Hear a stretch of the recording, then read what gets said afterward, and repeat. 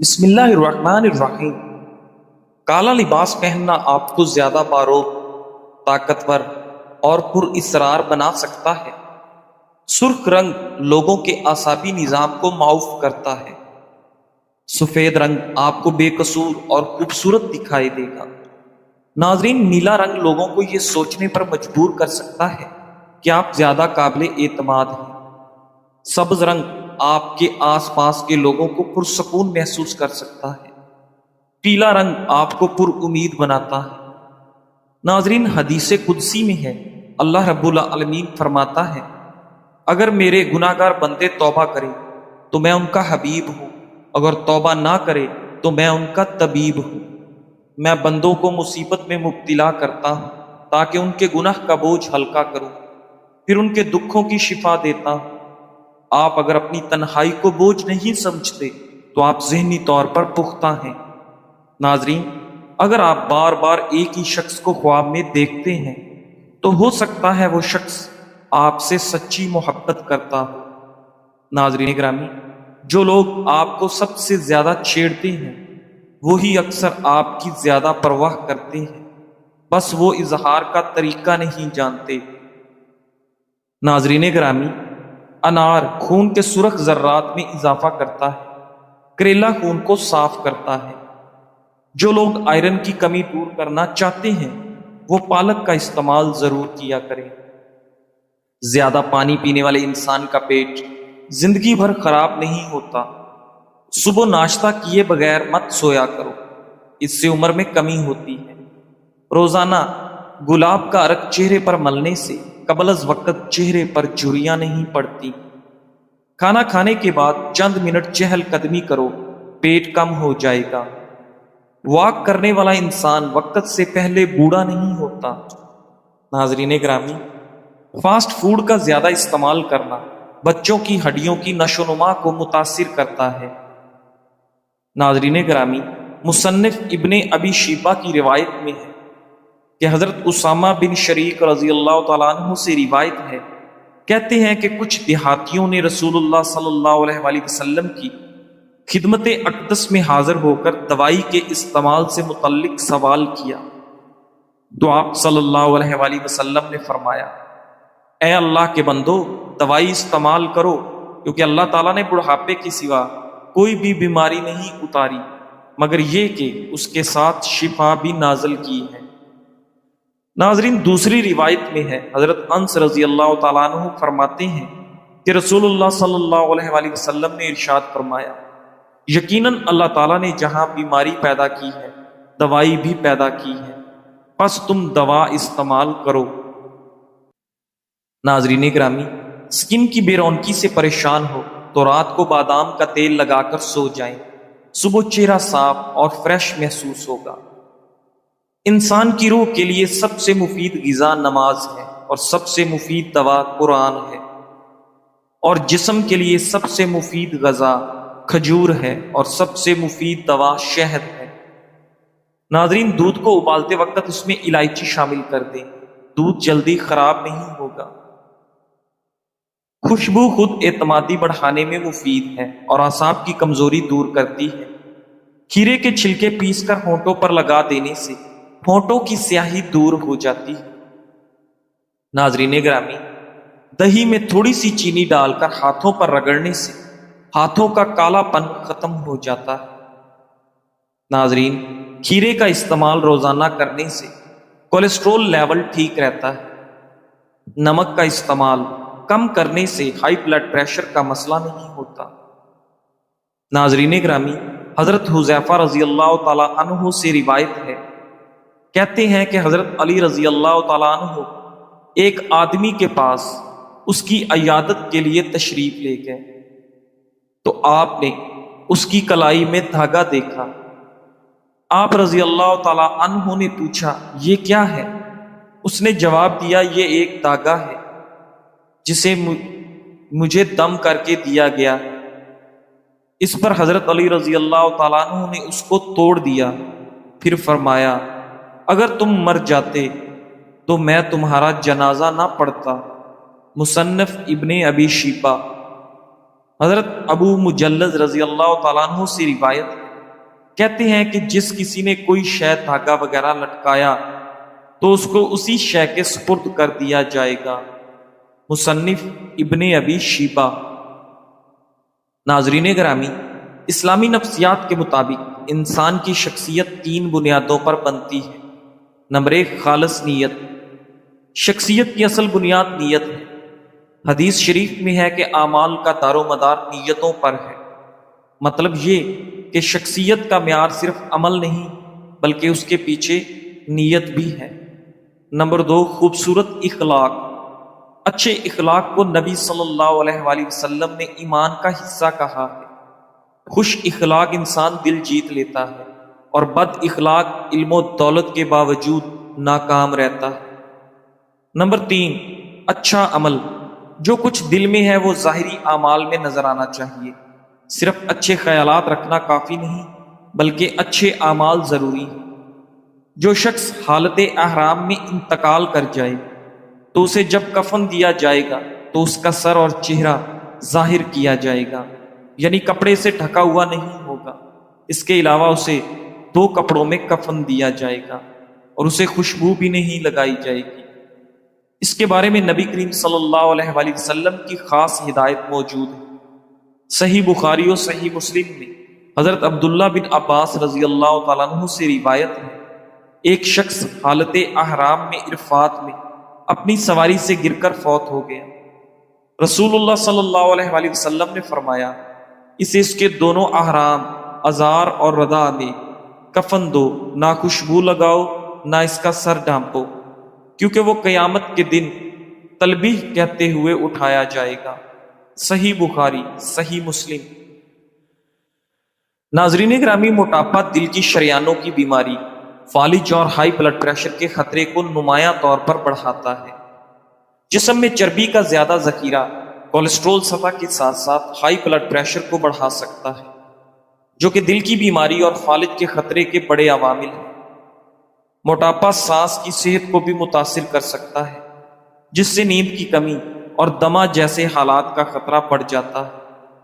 زیادہ وزن ایئر ویز پر دباؤ ڈال سکتا ہے، جس سے نیند کے دوران سانس لینا مشکل ہو جاتا ہے اور دمہ کی علامات بڑھ جاتی ہیں۔ ناظرین، موٹاپے سے نجات پانے کے لیے ورزش کو اپنا معمول بنائیں، چکنائی والی اور بازاری چیزیں کھانے سے اجتناب کریں۔ ناظرین گرامی، امام سراج الدین البلقینی رحمت اللہ علیہ نے فرمایا، نصیب تو من العلم بسبب القضا والاسفار الغارداتی بس بابی ما لو حفظ شخص اللہ سارا عالم کبیرہ۔ قاضی بننے اور کثیر سفر کی وجہ سے میں اتنا علم بھول گیا کہ اگر کوئی شخص میرا بھولا ہوا علم حفظ کر لے تو بڑا عالم بن جائے۔ اس فرمان سے چند باتیں معلوم ہوتی ہیں۔ اول، ذمہ داری عقل پر اثر ڈالتی ہے۔ دوم، بھولا ہوا علم اصل میں آپ کی عقل کا حصہ بن جاتا ہے کہ اگرچہ وہ بھول گیا ہے مگر آپ کی عقل میں پختگی پیدا کر گیا ہے۔ سوم، ہر وقت ہر شے یاد رہنا ضروری نہیں ہے۔ چہارم، لوگوں کے مابین جھگڑے نمٹانے والی ذمہ داری نہ لیں کہ اس سے ذہن تقسیم ہوتا ہے بلکہ کمزور ہوتا ہے۔ ناظرین، یاد رکھیں، جھوٹ سے کئی گنا زیادہ آدھا سچ خطرناک ہوتا ہے۔ مثلا بیوی شوہر کو کہے، نامعلوم نمبر سے کال آئی تھی، میں نے کاٹ دی، یہ آدھا سچ ہے، جبکہ دوسری بار کال آئی تو بات آگے بڑھی تھی۔ ایک دوست دوسرے کو کہے، میں نے آپ کے پیسے دینے تھے مگر خاندان میں فوتگی ہو گئی، خاندان میں کوئی فوت ہو گیا، یہ آدھا سچ ہے، مگر اس کے پیسے وہاں لگے نہیں، یہ پورا سچ ہے۔ لہذا ایسے لوگوں سے بچے جو آدھا سچ بولتے ہیں۔ ناظرین گرامی، دلیا عام طور پر صحت مند غذا سمجھا جاتا ہے، لیکن یہ ہمیشہ شوگر کے مریضوں کے لیے محفوظ نہیں ہوتا۔ جب یہ زیادہ مقدار یا غلط طریقے سے کھایا جائے تو خون میں شوگر کی سطح کو تیزی سے بڑھا سکتا ہے۔ دلیا کی پروسیسنگ کے دوران فائبر نکال دیا جاتا ہے، جس کے بعد صرف ریفائنڈ کاربوہائیڈریٹس بچتے ہیں، جو شوگر کے مریضوں کے لیے خطرناک حد تک خون میں شوگر بڑھانے والی فیکٹری کا کام کرتے ہیں۔ یہی وجہ ہے کہ بعض اوقات شوگر کے مریضوں کو یہ احساس نہیں ہوتا کہ دلیا جیسی بظاہر صحت مند چیز بھی ان کے لیے خطرناک ثابت ہو سکتی ہے۔ اصل مسئلہ یہ ہے کہ شوگر صرف ایک بیماری نہیں بلکہ یہ ایک طرز زندگی کی خرابی ہے۔ آپ جو کھاتے ہیں، جتنی نیند لیتے ہیں، جتنا چلتے ہیں اور جتنا ذہنی دباؤ برداشت کرتے ہیں، یہ سب شوگر کو بڑھانے یا کم کرنے میں اہم کردار ادا کرتے ہیں۔ ناظرین، اگر آپ شوگر کے مریض ہیں اور بغیر دوائی یا انسولین کے صرف متوازن غذا، باقاعدہ ورزش اور صحت مند طرز زندگی کے ذریعے شوگر کو قابو میں رکھنا چاہتے ہیں تو یہ بالکل ممکن ہے۔ بس مستقل مزاجی، صبر اور درست رہنمائی کی آپ کو ضرورت ہے، اور خاص طور پر اپنی غذا و خوراک پر خاص توجہ کی ضرورت ہے۔ ناظرین گرامی، کیا آپ جانتے ہیں کہ باسی روٹی شوگر کے مریضوں کے لیے کیسے دوا بن جاتی ہے؟ نہ صرف دوا بلکہ وزن کم کرنے میں بھی مفید ہے۔ تو آئیے باسی روٹی اور باسی بریانی کی حیرت انگیز افادیت پر بات کرتے ہیں۔ ناظرین، ہم عام طور پر باسی کھانے کو کمتر سمجھتے ہیں اور تازہ روٹی یا بریانی کو زیادہ ترجیح دیتے ہیں، لیکن سائنس یہ بتاتی ہے کہ باسی روٹی اور باسی بریانی میں کچھ ایسے فوائد پوشیدہ ہیں جو خاص طور پر شوگر کے مریضوں کے لیے فائدہ مند ہو سکتے ہیں۔ تازہ روٹی اور باسی روٹی میں فرق: جب روٹی تازہ پکتی ہے تو اس میں موجود نشاستہ آسانی سے ہضم ہو جاتا ہے اور فوراً گلوکوز میں تبدیل ہو کر خون میں شامل ہو جاتا ہے۔ یہی وجہ ہے کہ تازہ روٹی کھانے کے بعد خون میں شوگر لیول تیزی سے بڑھتا ہے، لیکن جیسے ہی روٹی ٹھنڈی ہو کر باسی ہو جاتی ہے تو اس میں موجود نشاستہ کی ساخت بدل جاتی ہے جو آنتوں میں فوراً ہضم نہیں ہوتا، جس کی وجہ سے شوگر فوراً خون میں جذب نہیں ہوتی اور فطری طریقے سے شوگر لیول کم ہو جاتا ہے۔ ناظرین، باسی روٹی میں موجود نشاستہ پری بایوٹک کا کام کرتا ہے، یعنی آنتوں کے اچھے بیکٹیریا کو خوراک فراہم کرتا ہے۔ یہی صورتحال باسی بریانی کے ساتھ ہے۔ باسی بریانی کھانے کے بعد شوگر آہستہ آہستہ جذب ہوتی ہے، پیٹ زیادہ دیر تک بھرا ہوا محسوس ہوتا ہے، وزن کنٹرول کرنے میں مدد ملتی ہے۔ ناظرین، تازہ چپاتی 100 گرام میں تقریباً 200 گرام کیلوریز ہوتی ہیں۔ یہی چپاتی جب باسی ہو جاتی ہے تو کیلوریز تو تقریباً اتنی ہی رہتی ہیں، لیکن ان میں سے 10 سے 15% حصہ نشاستہ میں بدل جاتا ہے جو مکمل طور پر ہضم نہیں ہوتا اور توانائی میں تبدیل نہیں ہوتا۔ یعنی باسی روٹی سے جسم کو تھوڑی کم کیلوریز ملتی ہیں اور شوگر کا بوجھ بھی کم ہوتا ہے۔ ناظرین، شوگر کے مریضوں کے لیے فائدہ یہ ہے کہ شوگر کا لیول اچانک نہیں بڑھتا، زیادہ دیر تک بھوک نہیں لگتی اور آپ کی آنتوں کی صحت بہتر رہتی ہے۔ ناظرین، باسی روٹی یا بریانی ہمیشہ فریج میں محفوظ کریں اور کھانے سے پہلے ہلکا سا گرم کر کے استعمال کریں۔ 24 گھنٹے سے زیادہ پرانی روٹی یا بریانی استعمال نہ کریں تاکہ بیکٹیریا یا فنگس کے خطرات نہ ہوں۔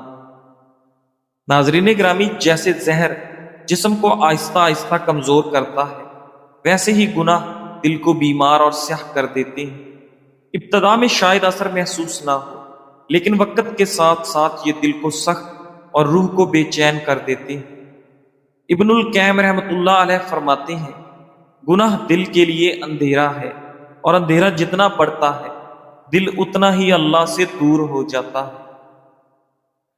گناہوں کے چند نقصانات: دل کی سختی جیسے مٹی کا پتھر بن جانا، عبادت میں بوجھ محسوس ہونا، دعا میں رکاوٹ آ جانا، خیر اور برکت کا ختم ہو جانا۔ ناظرین گرامی، گناہوں سے بچنے کے 4 طریقے: نمبر 1، گناہ کے موقع پر اللہ کو یاد کرنا۔ نمبر 2، نیک لوگوں کی صحبت اختیار کرنا۔ نمبر 3، قرآن اور ذکر سے دل کو زندہ رکھنا۔ اور نمبر 4، گناہ کے بعد فوراً توبہ اور استغفار کرنا۔ ناظرین گرامی، ذہنی اور جسمانی سکون کے لیے یہ چند کام ضرور کریں۔ اللہ کا ہر وقت شکر ادا کریں، دن کی پانچوں نماز وقت پر ادا کریں، ہر لمحہ ہر وقت اپنی زبان پر اللہ پاک کا ذکر جاری رکھیں۔ ناظرین، کسی کا دل مت دکھائیں اور سب کو خوش رکھنے کی کوشش کریں۔ زندگی کی پریشانیوں میں صبر سے کام لیں۔ جو بھی آپ کا دل دکھائے، اللہ پاک کی رضا کے لیے اس کو معاف کر دیں۔ خود کو خوش رکھنے کی کوشش کریں، کیونکہ خوش دل انسان دوسروں کو بھی خوش کرتا ہے۔ جزاک اللہ۔